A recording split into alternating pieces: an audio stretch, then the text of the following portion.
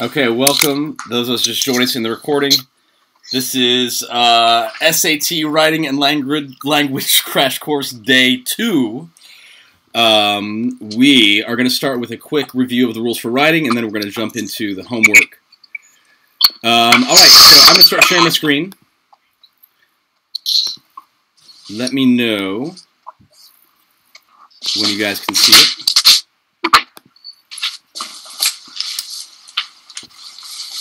That should be loading. Can you guys see my screen?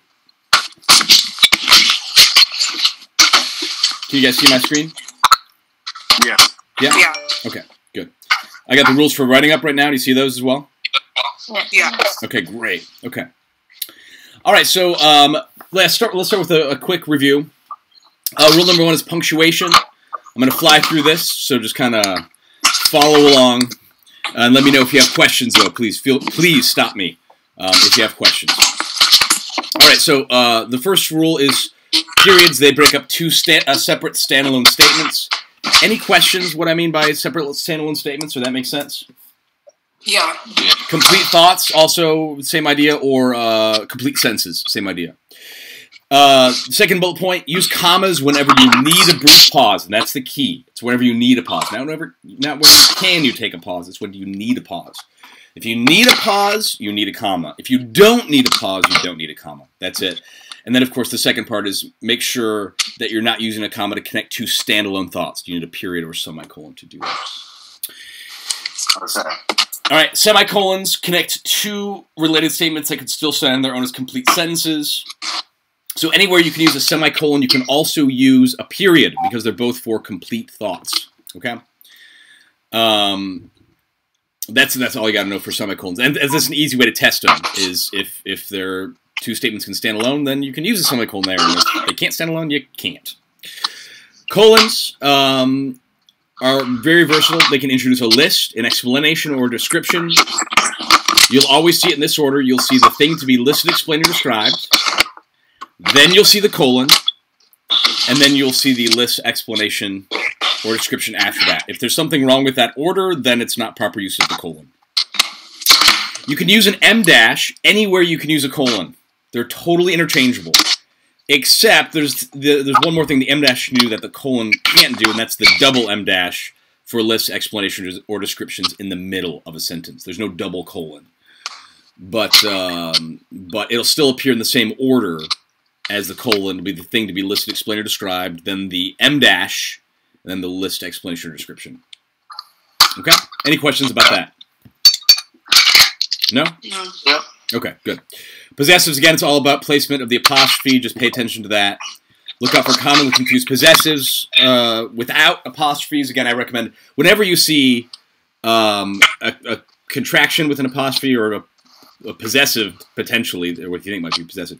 Whenever you see a contraction with an apostrophe, I'll say that. Always break it up into the two separate words. When you see it's with an apostrophe, break it up into it is. When you see there with an apostrophe, break it up, mentally at least, into they are, and then you know if you're using the right form or not.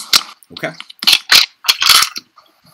Choosing the right word in context, we're going to practice that. You might have seen some of those. Did we practice any of those transition word questions in the last session or no?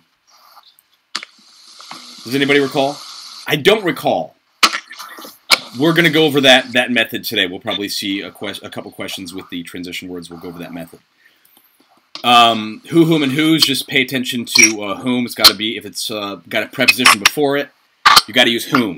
There's a list of prepositions at the end of the rules for writing, in case you have questions about that. Really only to worry about pretty much the first 10 prepositions of, into, for, with, on, at, from, by, and about. Those are the most common ones. You might see some of the others, so be aware of the others too.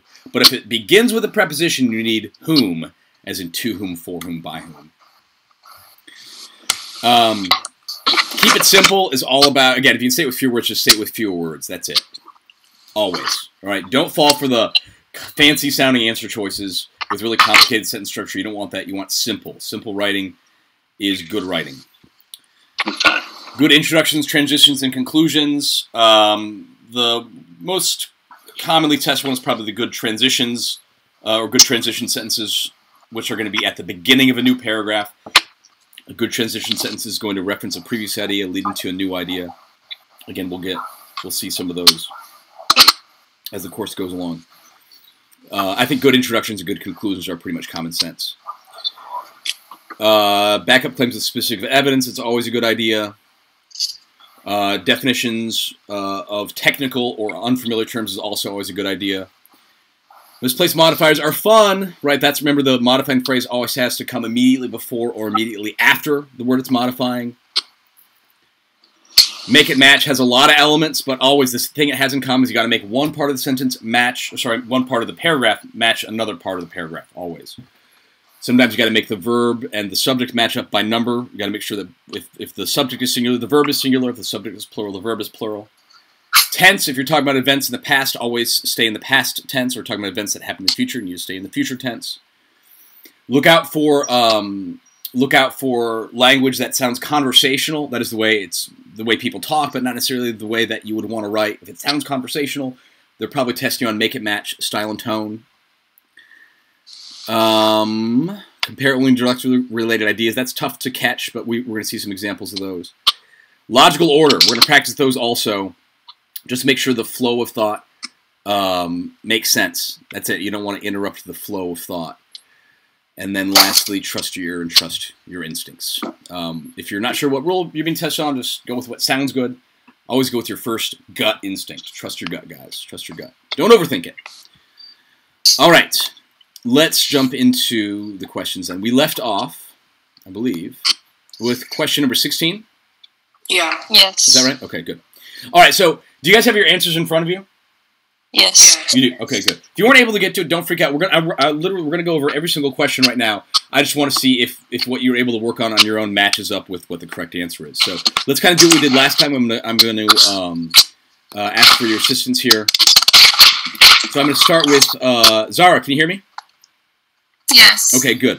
All right, so let's go to the question number 16. Please read question number 16, if you will. You should be able to see it on the screen. Do you see it?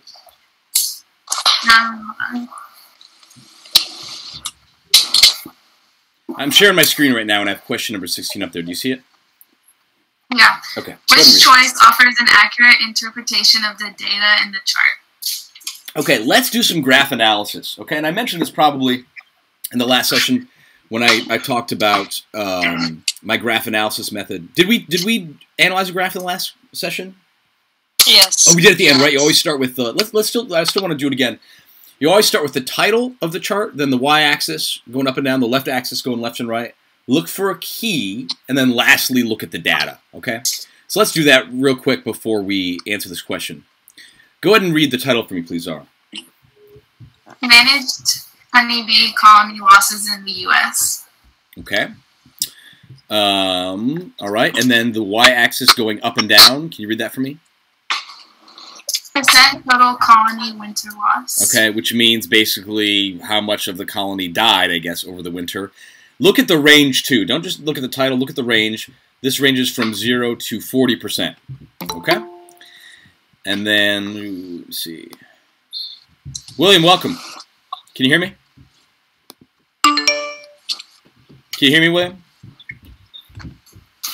Yes, I can. Okay, great. Sorry, I'm late. You're good. No, don't worry about it.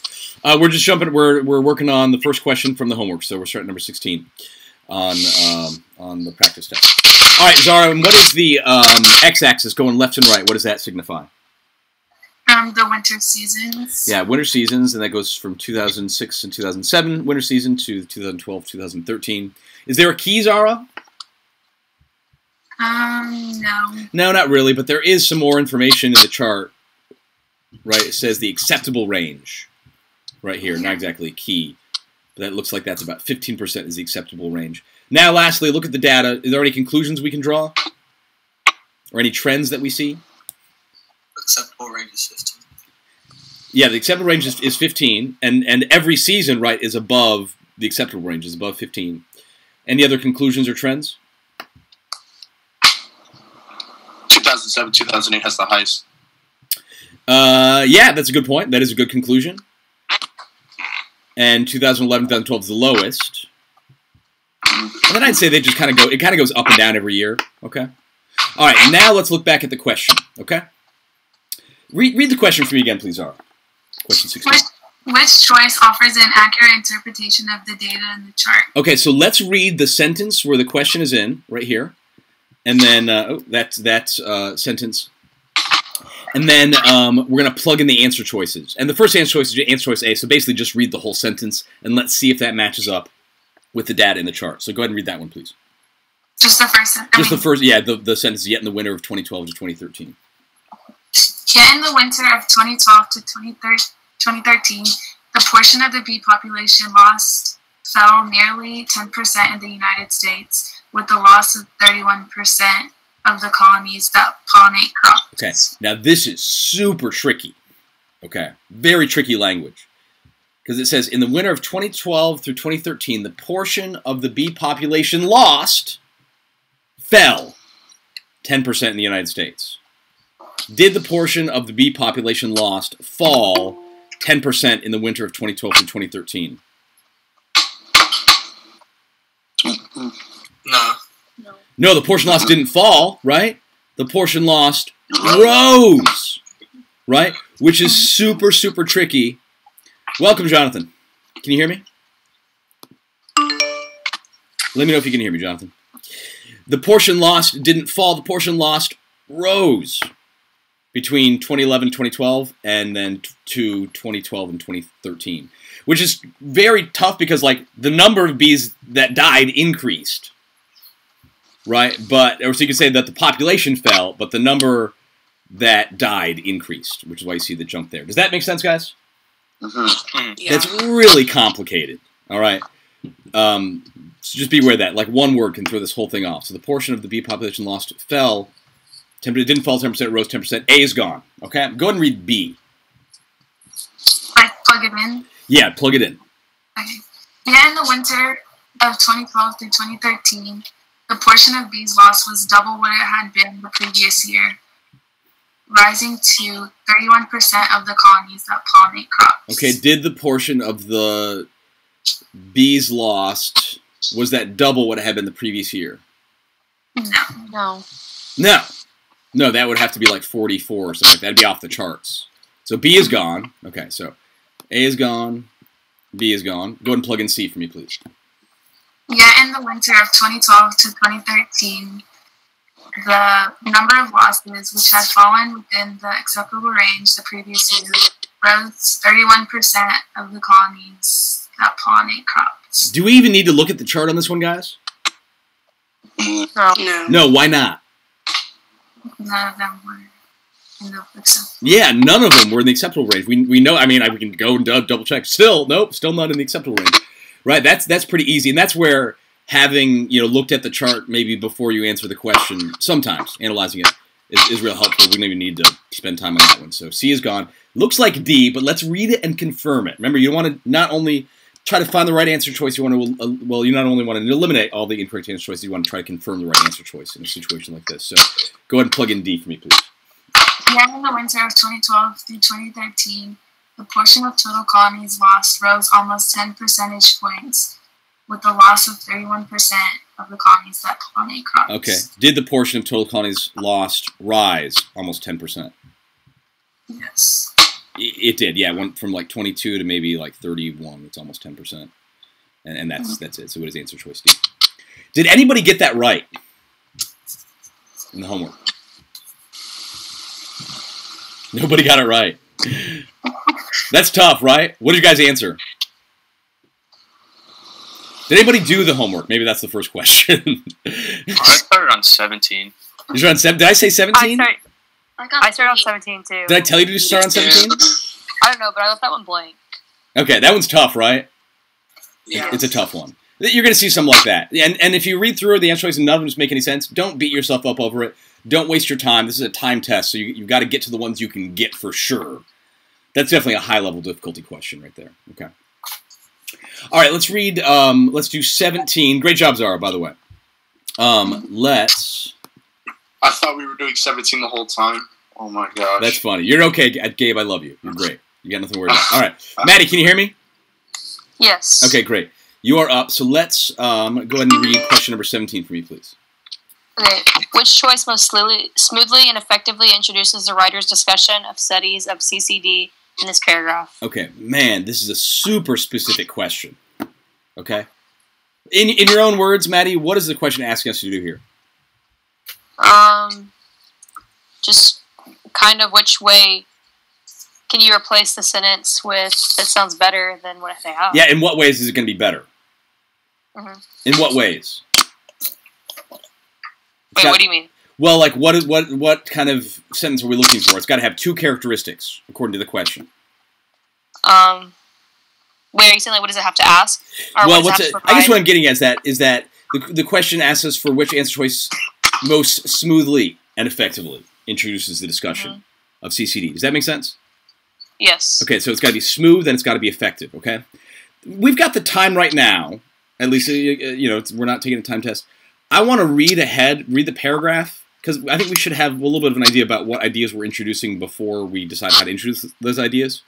So, so Maddie, why don't you read the rest of the paragraph? You can start by reading the underlined portion, if you like, and then we'll decide how to introduce that. Okay. Studies have offered several possible reasons that bees are vanishing. One reason that is often cited is the use of pesticides called neonicotinoids. Yeah, neonicotinoids. Which are absorbed by plants and linger much longer than do topical pesticides. Chemicals such as herbicides and fungicides may also play a role contaminating the pollen that bees typically feed on and inhibiting a healthy insect maturation. Great. Okay, good. Just as a side note, the neonicotinoids, nicotine is actually an insecticide. I don't know if you guys realize that, and that's why plants produce it to keep bugs from eating them. So, anyway, that's kind of interesting. Okay, so let's see which answer choice most smoothly and effectively introduces that discussion. Go ahead and read answer choice A. That's no change. That's the underlined portion. Start with that, please. Okay, studies have offered several possible reasons that bees are vanishing. Okay. Does that smoothly introduce the writer's discussion? I think so. I think so, too. And maybe some people aren't super clear on what it means by smooth. I would say just like not choppy. Mm-hmm. Okay? Nice and smooth, right? The choppy would be the opposite of smooth. That is smooth. Does that effectively introduce the writer's discussion? I think so. I tend to think so, too. Any other thoughts on this, guys? No. Yeah. Is it no other thoughts, or do you think does it smoothly and effectively introduce the discussion? I chose A. Yeah, it looks pretty good so far, but let's look through the other answer choices. I can't say no. I mean, I don't see anything that causes me to eliminate that. Go ahead and read B for me, please, Maddie. Okay, bees are vanishing, and according to studies, there are several possible reasons for this trend. Okay, does that smoothly introduce the writer's discussion? I don't think so. Why do you say no? I tend to agree with you. It's not bad. I just don't think it sounds as good as in a simple set as A. Yeah, and that's it. Is like, we've got to find the one that most smoothly and effectively introduces the discussion. Is it effective? Is B effective? Yes. Yeah, I mean, it's just as effective as A. It's just not quite as smooth, right? Because there's a little break there, right? There's kind of like two subjects there, right? There are the bees and then studies, or there, I guess maybe is the other subject. But it's just not nearly as smooth. And you've got that comma there in the middle. If it's between A and B, what's better, Maddie? What'd you say? If it's between A and B, what's better? I think A. I think A for sure. Yeah. So let's get rid of B. I like to. There's a method I like to do sometimes when we're just comparing answer choices. I call it answer choice deathmatch.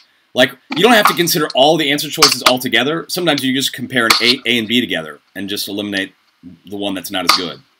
Does that make sense? Mm-hmm. And then we can do the same thing with now. We'll just compare A and C. Go ahead and read C for me, please. Several possible reasons offered by studies may explain why bees are vanishing. Does that smoothly and effectively introduce the writer's discussion? No. Maybe effectively, but it's not very smooth at all, right? Mm-hmm. It's choppy. Super choppy. Yeah, so B is gone. It's not nearly as good as A.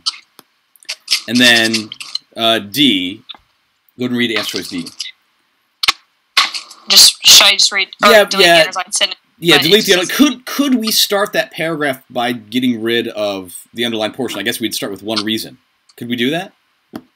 I don't think so. Let's test it. Go ahead and just start out. Let's pretend we're starting reading the paragraph for the first time. We're starting with the sentence "one reason."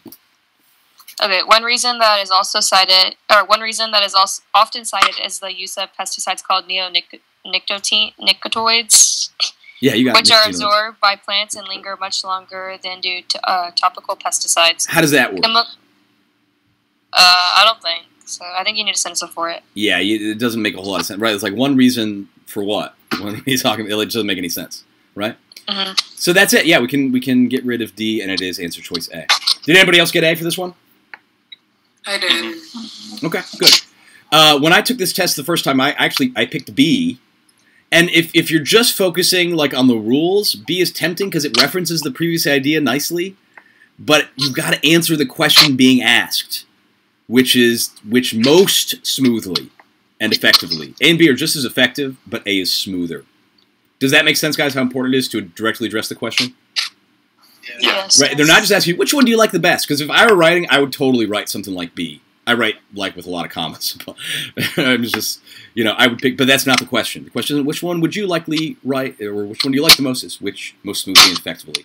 And that's A. Okay. Great job, Maddie. Let's go to 18.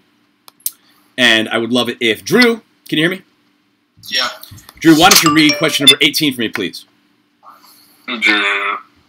At this point, the writer is considering adding the following sentence. Prolonged exposure to neonicotinoids have been shown to increase bees' vulnerability to disease and parasitic mites.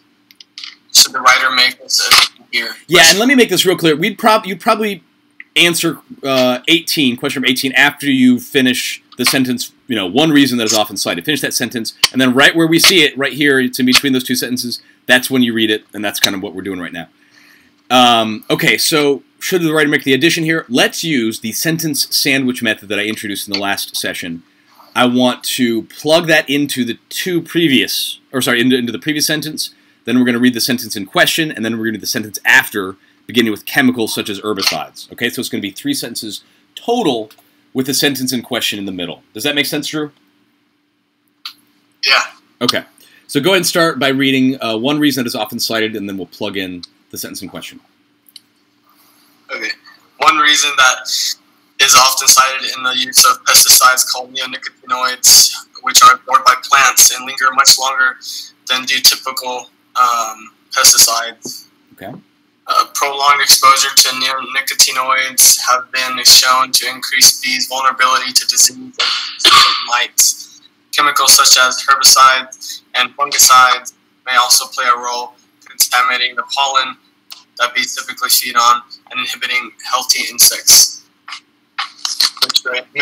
Maturation, great. Okay, great job, Drew. Thank you. All right, so Drew, what's your instinct right now? Should the writer make that addition there, yes or no? Nah. Okay, so let's just focus on answer choices C and D, if you don't think so. Okay? Go ahead and read answer choice C. No, because it would be better placed elsewhere in the passage. Okay, do you think that would be better placed elsewhere in the passage?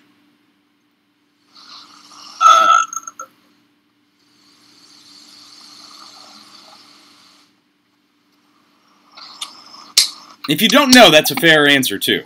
Not really. I don't think so. Yeah, like, where else are you going to place it? Yeah. Like, I'm looking ahead. Okay, I mean, this is the thing about, like, the things killing the bees. I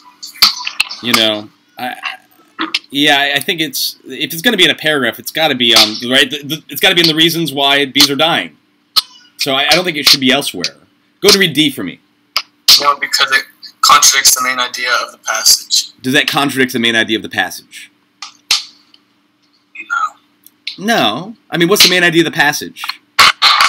Bees are dying from it? Yeah, bees are dying from something called CCD. It's a threat to global agriculture, okay.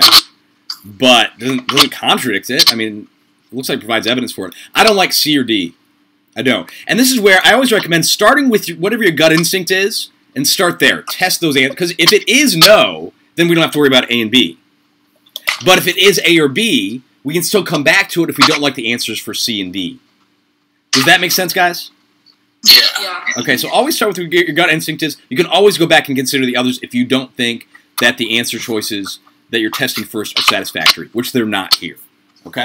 So, Drew, go ahead and read A for me, please. Yes, because it provides support for the claim made in the previous sentence. Okay, does that sentence in question provide support for the claim made in the previous sentence? Yes. Yeah. Looks like it. Okay, A looks pretty good. Go and read B for me, please. Yes, because it introduces a new idea that will become important later in the passage. Does it introduce a new idea that will become important later in the passage? I mean, you might have to read ahead of the passage, right, to be able to eliminate that one. You know, but I'm looking ahead. I don't see much about neonicotinoids. Do you guys recall anything about neonicotinoids coming up later?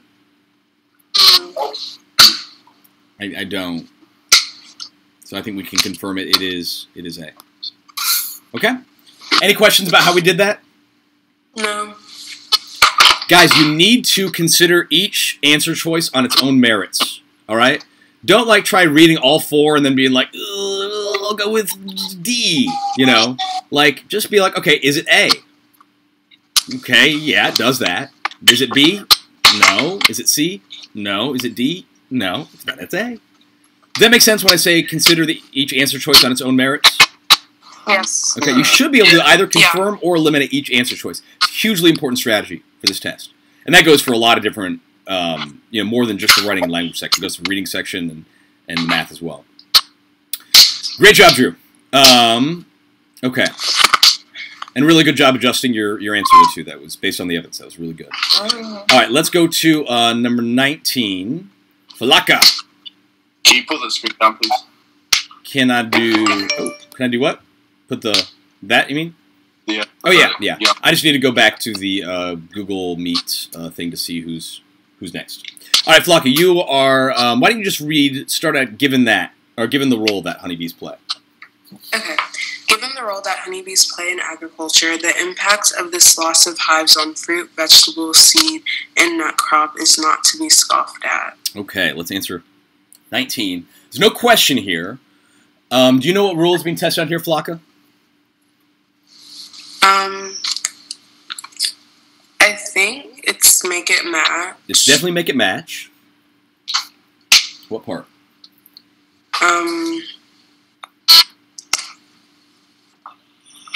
Number. It's not number. Look at the answer choices. If you're not sure what rule is being tested on, always look at the answer choices for clues. I see a couple of these answer choices that are you got some problems. Do you see what the problem is with some of the answer choices, Flocka? Yeah. What is it? Like the is and can't. That's not the issue here. That's not the issue here. Does anybody else know what we're being tested on here? What rule?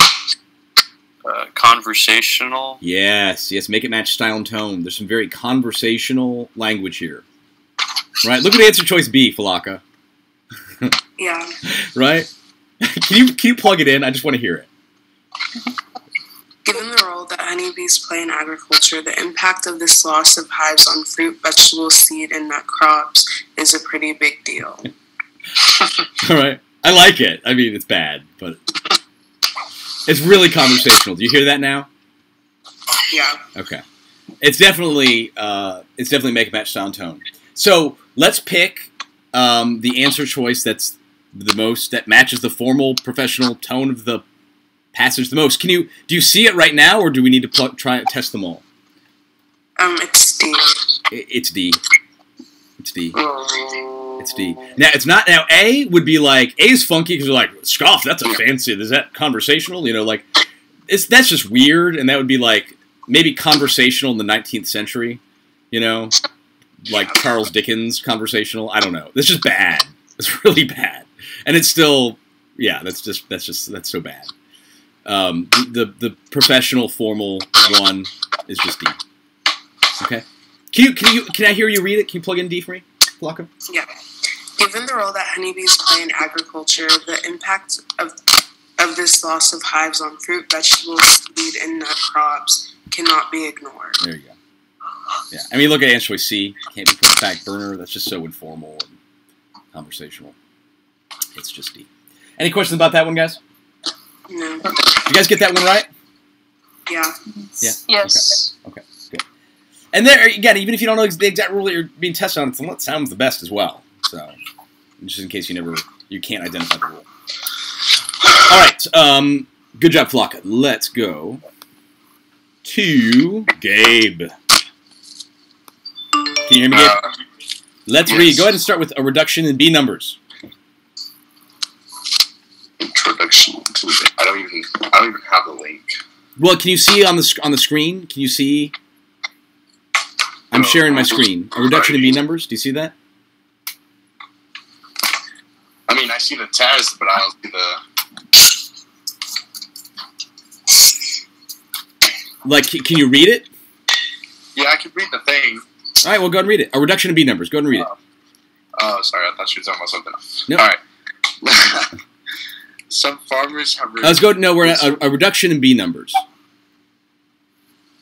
You see what I've highlighted here? I can't. You don't see that? No, don't worry. You're off the hook, Gabe. Try it. You don't have the. You can't see the screen. No, sir. See if you can find a way to see the screen. It's So. on the test. What's that? It's on the test. You have the test. Yeah. Okay. Oh, so you are okay. We're this. Okay, that's fine. You can go ahead and read the sentence before. It's a reduction in B numbers. Is the sentence before some farmers. Oh, okay. A reduction in bee numbers leads to less pollination, which in turn leads to smaller harvests and higher food prices. Some farmers have resorted to renting hives from beekeepers to pollinate their crops when there is a shortage of bees, this being an expensive proposition. Okay. I need, now, because Gabe's just joining us here, and he wasn't here for the last session, I need a volunteer who thinks they got this one right to go through this one with me here. I don't want to put Gabe on the spot without having gone over this in detail yet. Did anybody think they got this one right?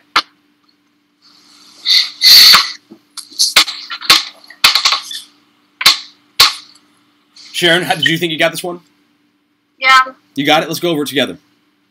Okay. Please. All right. So, what rule are they testing us on here to start, Sharon? I said punctuation. Yeah, definitely punctuation. There's some other stuff here, but we should be able to eliminate two of the answer choices depending on whether we can use a semicolon here or a comma. Okay, do you guys see the difference? See, right, we've got a semicolon right here in A and D, and then B and C have commas. Do you guys see that? Yes. Yeah. Once again, if you're not sure what will really be tested on, ask yourself, okay, how are these different? And we see some punctuation differences. So clearly, they're testing us at least on punctuation. All right, so let's test and see if this is proper use of the semicolon, okay? How do we test that, Sharon?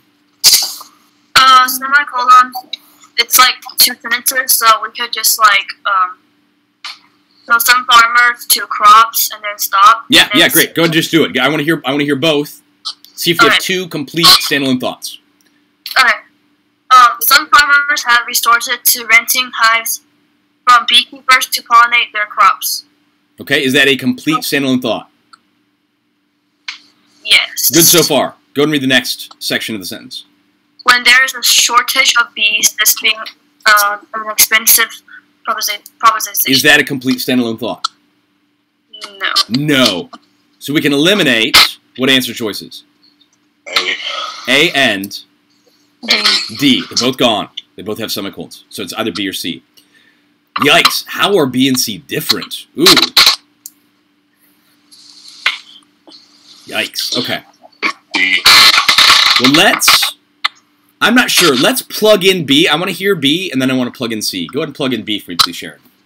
Okay. Some farmers have resorted to renting hives from beekeepers to pollinate their crops. This is an expensive proposition when there is a shortage of bees. How is that, Sharon? This sounds. I think it's like it's a little bit wordy. It's a little wordy. What do you guys think? Everybody else, how do you guys think that sounds? No. I don't think I like it. What don't you like about it, guys? I don't like it. Because it's basically another sentence. It's another sentence. It's another standalone thought. Right? Yeah. Sharon, read beginning with "this is an expensive proposition." Just read that part. For B, Yeah, for B. This is an expensive proposition when there's a shortage of bees. That's a standalone thought. And here we're violating the second part of the comma rule. Do you guys see it? You can't have two standalone thoughts separated by a comma. You can't. What kind of punctuation do you have to have there? Period or a semicolon. So you can't have a semicolon in A and D, but you need one in B. So we got A and D are gone, B is gone. But let's confirm it. All right, plug in C. I want to hear C. Okay. Some farmers have resorted to renting hives from beekeepers to pollinate their crops, an expensive proposition when there is a shortage of bees. How's that? Sounds good. Sounds good. It works. It doesn't violate any rules. We're good. Did you guys did anybody pick C for 20? Mm-hmm. Yeah. Good. Good. Good. Did anybody else catch that? That it was two standalone thoughts connected by a comma for B? Yes. Guys, it's real important that when you see a comma, you read it as a comma. It's just a brief pause. Don't read it as a period. Because if you read it as a period, it sounds okay. But it's not a period. You've got to read it as a brief pause, and then you'll catch it. Okay? All right. Great job, Sharon. Jonathan, can you hear me? Yeah. You're up, buddy. Go ahead. Take it from other farmers. Okay. Other farmers have increased their dependence on costly hand pollination by human workers. What are they testing us on here, Jonathan? Punctuation. There is an Or apostrophe, grammar. but it's not punctuation. No. What rule is it? Apostrophes. Possessives. Possessive, right? Or commonly confused possessive with no apostrophes, right? Yeah. Let's, well, what do you think about A? Is this the proper form of the word there? No. Why not? Because it's they are. Yeah, read it as they are. Other farmers have increased they are dependence on Okay, stop. costly- Ouch, ouch. Oh my gosh. Okay, yeah. That's bad. Okay, so do you see that, guys? Whenever you see there or your or its, with an apostrophe, turn it into the two words, and you'll know if you're using the right form or not. That's bad. What's the answer here? C. It's C, there, right? That's the possessive form of there. And we know we need the plural, right, because we're talking about farmers.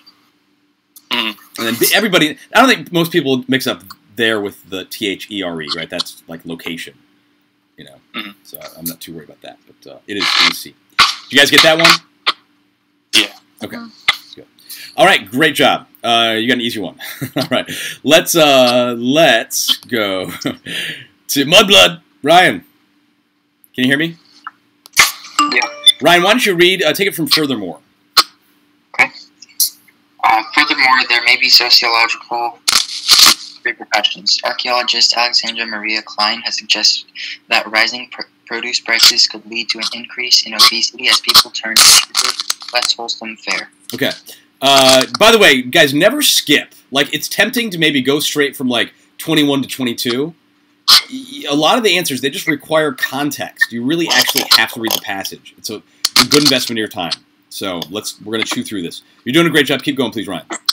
Okay. Though the precise causes of CCD are yet unclear, some common sense measures may be taken. A decrease in the use of certain pesticides, herbicides, and fungicides, as well as greater attention to the nutrition, habit, and genetic diversity of managed hives could begin a shift in a favorable direction. Great. Okay, read question number 22 now, please. Okay. The writer wants a conclusion that addresses the future of efforts to combat CCD.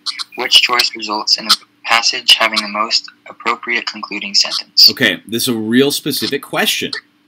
All right. What answer choice are we looking for? The one that does what, Ryan? The one that has the most appropriate concluding sentence. Well, that's true, but it's got to which one is going to be the most appropriate concluding sentence? Real specific. It's got to do what? Look at the question. Look at the question. That addresses the future of efforts to combat CCD. Absolutely. It's got to address future efforts to combat CCD. Okay? That's it. All right, so let's find out. It's not just which one you like the most. It's which answer choice addresses the future efforts to combat CCD. Okay? So, A, no change. That's the last sentence in the paragraph right there, the one I've just highlighted. You guys see that? So go ahead and start with that one, please. Ryan, read that one. That's A. You want me to read it again? Yeah, read the last sentence again. Okay. A decrease in the use of certain pesticides, herbicides, and fungicides, as well as greater attention to the nutrition, habit, and genetic diversity of managed hives can begin to shift in a favorable direction. Okay, does that conclusion address the future efforts to combat CCD? It does. Yeah, it looks pretty good. Okay, A's good. But let's cycle through all the answer choices. We want to confirm the right answer choice and eliminate the incorrect ones. Go ahead and read B for me, please. Still, bee colonies have experienced such devastating losses that the consequences of the issue have been felt worldwide. Does that address the future efforts to combat CCD? No. No, it does not. B is gone. Go ahead and read C for me, please. Although CCD is a relatively new phenomenon, scientists have been studying other aspects of honeybees for over a century. Does that address future efforts to combat CCD? No. No, it does not. A's looking pretty good. Go ahead and read D for me. Genetic variation in colonies generally improves bees' productivity, disease resistance, and ability to regulate body temperature. Does that address the future efforts to combat CCD? No. No, it does not. It is A. Boy, how easy is that, guys, when you actually answer the question being asked? Wow. Do you see that, Gabe? Yeah. It's really easy. When read the question and actually take it seriously. Take your time to consider. If you got to read the question twice, read the question twice. But if you've got the question in mind, you can really easily eliminate the incorrect answer choices. Okay. Okay. I'm so glad you joined us, Gabe. All right. I can't do the crazy accents with anybody else, Gabe. Nobody else understands. Gabe and I have entire tutoring sessions where we with crazy accents. It's very really, yeah. They wouldn't understand, Gabe. We were Russian in the last session. Is that right? For part of it, a good chunk of it at least. Anyway, all right. Let's go. Let's just keep rolling. Question 23. Lunar farming. All right. So go ahead and read. William, can you hear me? Yes, I can. All right, great. No accent necessary. You can just your 21st century American accent is just fine. Go ahead and read lunar farming, please, and we'll answer questions that come up. All right. Late last autumn, Giuseppe Ferrua stood, comma. You don't really need it. Yeah. On the hillside he farms overlooking Italy's Serchio River Valley, a landscape of low mountains dotted with vineyards. Okay. Yeah, I mean, right off the bat, you guys hear that? Like how bad answer choice A is? Yeah. It's awful. Okay, and you got to read it the way it's written. So if there's a comma there, take it with a comma. Late last autumn, Giuseppe Ferrua stood on the hillside of farms. Oh, so no, clearly that's bad. A is gone.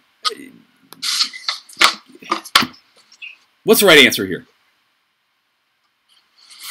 Obviously D. It's D. I mean, like any punctuation there's bad. You know, if you want to test the semicolon, you can do it, but come on, you need to pause, let alone, we don't have, clearly we don't have two complete standalone thoughts. It's D. Any questions about that? Yeah. That's pretty easy, right? Okay, great job.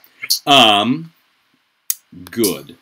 Let's go back to Zara.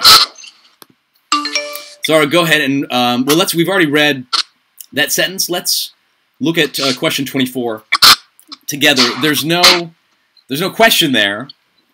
This is just choosing the right word in context. Let's plug these in. Can we do that, Zara?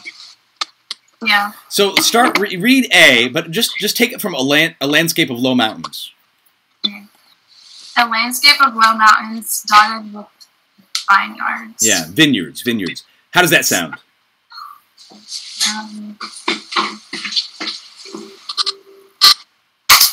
I'm having trouble connecting to the internet. Take a look at the help section in your Alexa app. Alexa? All right. So what do you think about that one, Zara? I think it sounds good. Sounds okay. I can't eliminate it. Try B.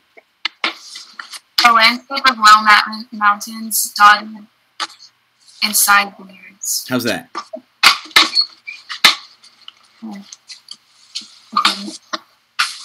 What's that, Zara? Okay, better. What you like? A better? You said. Yeah, that's weird. I don't think you can have mountains dotted inside vineyards. That's weird. Try C. A landscape of low mountains dotted for vineyards. How's that? Nah. That's good. That's weird. D? A landscape of low mountains dotted on vineyards. What do you think? No. No, man. No. That doesn't make any sense. Mountains dotted on vineyards? No. It's A. And that's just choosing the right word in context. Sometimes you just got to plug them in and go with what makes sense and avoid the ones that don't. That's simple. Okay? Any questions on that one, guys? No. Okay. Let's keep rolling. Who is up? Maddie. You're up, Maddie. Ferua grows grapes. Go and read that, please. Wait, start where? Ferua grows grapes. Okay, Ferua grows grapes and olives, and he does so according to the phases of the moon. He didn't always farm this way. When he began, he exercised modern, one-size-fits-all farming methods, but says he soon became convinced that the plants are completely prone to the elements in the cosmos, the rhythms of day and night. Great job. Keep going, please. Okay, following the lunar calendar, this type of farming is driven by the belief that the moon influences levels of moisture in the soil, just as the moon's gravitational pull affects great bodies of water. Lunar farmers believe, for example, that from the new moon to quarter moon phases, when the moon is waxing, a soil's moisture content increases, whereas drier periods occur during the waning phase. Ooh, okay, Maddie. All right, does anybody know what rule we're being tested on here? Transitions. Transition words. Yeah, okay, so let's do the method. Okay, I'm going to go back to the rules real quick. And let's review the method. Okay, so for transition word questions, follow this formula. Maddie, go ahead and read that, please. Read the sentence before the one with the transition word. Okay. Read the following sentence without reading the underlined transition word. Good. Identify the relationship between the two ideas and pick the matching transition word. Okay, so let's go back to that. So we're going to read the sentence before the one with the transition word. The sentence, here's the one with the transition word, right? Lunar farmers believe. There's that one. Mm-hmm. And then so the one we need to read is this guy right here. That's the one before. Mm-hmm. Does that make sense? Okay, so we're going to read that. Then we're going to read the one after, but we're going to read it without the underlined transition word, and then we're going to identify the relationship. Does that make sense, Maddie? Okay. Let's do it. Yes. So, following the lunar calendar. Following the lunar calendar, this type of farming is driven by the belief that the moon influences levels of moisture in the soil, just as the moon's gravitational pull affects the great bodies of water. Great. Now read the next one, but without the transition word. Lunar farmers believe that from the new moon to quarter moon phases, when the moon is waxing, a soil's moisture content increases, whereas drier periods occur during the waning phase. Ooh, okay, this is tough now. Hold on. Do you have any idea, Maddie, what the relationship between those two ideas is? Is it a relationship of similarity, a relationship of contrast, a relationship of cause and effect, the first thing causing the second thing, or a relationship of providing examples? I think it's for examples. Yeah, that's kind of my instinct as well. Mm-hmm. Let's look at the answer choices real quick. Do you see any example transition words? What'd you say? Do you see any example transition words? Well, it says for examples. So. Yeah, A, right? I mean, that's pretty clearly providing examples. I'm looking at the others now, and I see two answer choices of the same relationship. However, by contrast. Absolutely. What's the relationship there for those? It's like a contradiction. Contrast relationship. Yeah. Guys, this is a great rule of thumb. I would say 98% of the time, if you see two answer choices of the same relationship, you can eliminate those answer choices. they're not going to give you 2 correct answer choices. You know what I'm saying? If you see 2 similarity, you can probably eliminate it. See 2. I've seen like 2 exceptions to this, which is why it works 98% of the time. But they were clear. You know, there just is a difference between like however and nevertheless. Sometimes you can use however, we can't use nevertheless, or vice versa. But the vast majority of the time, 98% of the time, if you see 2 of the same relationship, we can eliminate them before even reading the question. So I would get rid of B and C right off the bat. What relationship is D? Thereafter. What does that suggest? It's like kind of creating a sequence. Sequence, absolutely, right? Which isn't even one of the main 4. You know, I see it from time to time. So be aware that you might have to, you know, you're going to see some, you know, I've seen like in sum, right? That's not a, you know, summarizing, you know, the first idea. Be aware, you might see some other ones, but the vast majority of the 4 main ones on the rules for writing. Can we eliminate sequence? Is this a sequence thing here? No, you can eliminate it. It's gone. And you're absolutely right. It's the second is an example of the first sentence. Any questions about that? No. Did anybody get that right? Yes. You got it right, Maddie. Anybody else? They're tough. These are really, really tough. I'm telling you, with practice, that becomes much, much easier. Much easier. And this, I think, because the sentences are so long, this is a particularly tricky example. I really don't think they're all as tough as this one, but that one's tough. Okay. Great job, Maddie. I'm very, very impressed. Let's go to 26, and I would love it if Drew, please read question 26.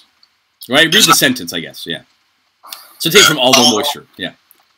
Although moisture influences seed germination, a lunar guide on when to plant and weed can be advantageous to a grower.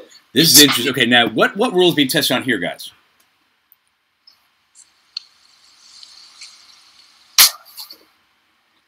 This is also make it match, this one's also transitions, but it is transition words, but it's not transition words between 2 sentences.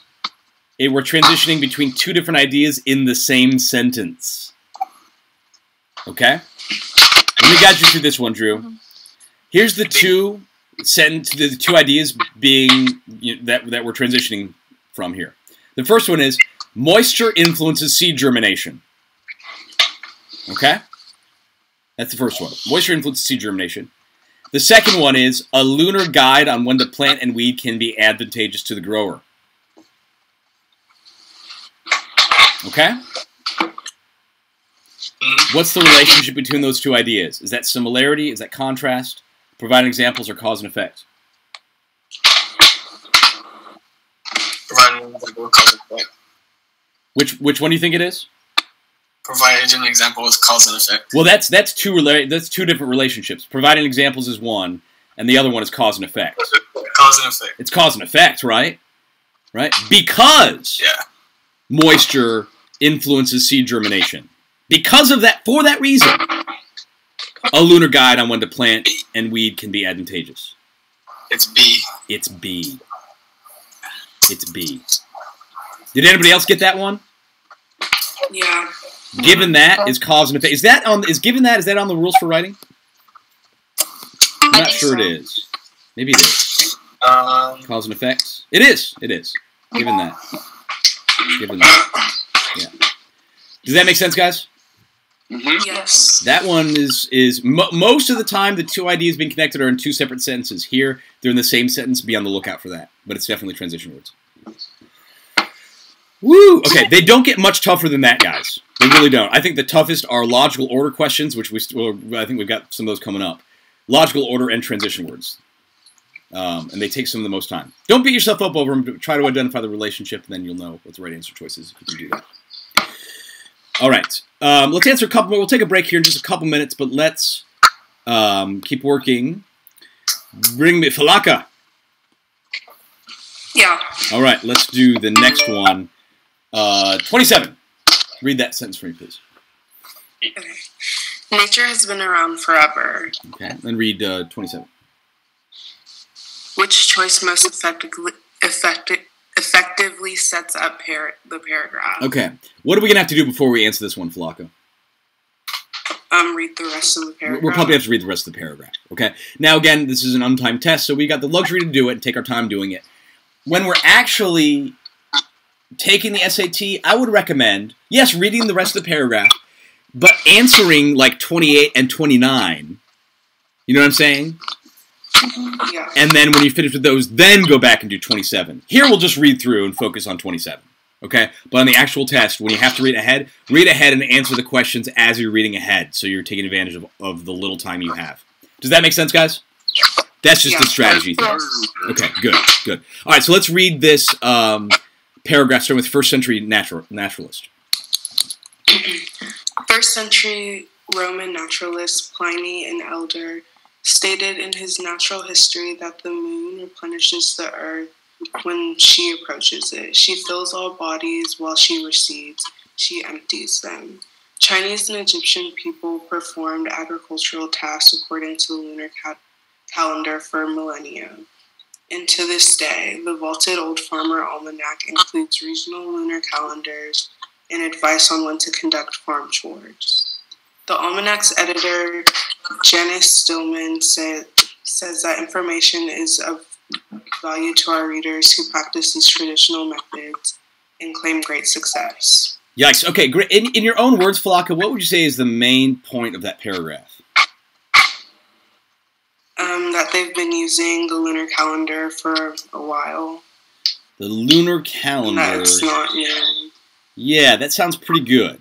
That sounds pretty good. Yeah, I agree. I agree. Okay, so let's go through the answer choices now. Go ahead and read answer choice A. Nature has been around forever. What do you think about that as an answer choice? Does that effectively set up the paragraph? Not really. It doesn't bring up the topic. No, it doesn't address the topic at all. It's some weird point about nature being around forever, which is just weird and bad and not directly related to it. So that's gone, yeah. A's gone. Go ahead and read B for me, please. People all over the world farm by the moon. Okay, does that effectively set up the paragraph?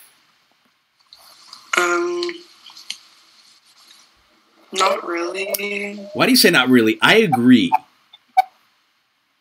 Why do you say not really? It's not like talking about... You're right, it's not B. What did you tell me the main point was? The lunar calendar. And what about how long they've been using it. People have been using it for a long time. Yeah. It's not where they've been using that, although they do address that in the paragraph. Yeah. Right? Because they're talking about the Egyptians and the Chinese, and the Romans, for that matter. Right? But they're not talking about them in relation to the fact that they're all over the world. It's how long ago. Yeah. Right. First century Roman. Yeah. First century Roman naturalists, and the Chinese and Egyptians have been doing it for millennia. B is so tempting, guys. Do you see how tempting that is? Did anybody choose B? You can admit it. I think I did the first time I took this test. Did anybody else pick B? You did? I appreciate your honesty, Maddie. I appreciate it. Yeah, it's super tempting. So many kids are going to pick B. But you got to look real close. Also, it's just the tense, right? People all over the world farm. That's present tense. And then it's sort of talking about everything people in the past did. No dice. B is no good. We got to find something better. Does that make sense, guys? Yeah. So tempting. Don't fall for it. Go ahead and read C. Farming by the moon is not new. How's that? I think that's good. That does summarize. That does effectively set up the paragraph. I mean, that kind of summarizes the main point, right? Yeah. I can't eliminate it. I don't think I would begin a paragraph like that. But does it effectively set the paragraph? It's the most effective so far. Go ahead and read D. Talk of the moon's influence is far-reaching. How's that? It doesn't have to do with the topic. No, I mean, it's the same issue with D. So many kids are going to pick B and D, though. So many kids. But not you. Right? Because you're summarizing the main point, and you know what a topic sentence has to do. Summarize the main point. Any questions about that, guys? No. It's C. It's not, I wouldn't write that way, but it most effectively sets up the paragraph. Okay? Great job, Flocka. Let's go to, who's next? Gabe. Gabe is next. Okay. Gabe, read. I know we've already read the sentence, but I want you to read it again. Take it from Chinese and Egyptian people. No accents. Okay, go ahead. Chinese and Egyptian people perform agricultural tasks according to the lunar calendar for millennia, and to this day, the vaunted old Farmer's Almanac includes regional lunar calendars and advice on when to conduct farm chores. Okay, very good. Very well read, Gabe. Go to read 28 for me, please. All right. Which choice provides most specific information on the type of advice a lunar calendar offers? All right. I'm just trying so hard not to slip into Russian accent with you, Gabe. So difficult. So much psychic energy involved. So, yes, we want... It's a real specific question, Gabe, isn't it? Yeah. Gabe, very specific question. Which provides the most specific information on the type of advice a lunar calendar offers? Okay, go ahead and read A for me, please, Gabe. Just the underlined portion. When to conduct farm chores. Okay, does that provide specific information on the type of advice a lunar calendar offers, Gabe? Yeah.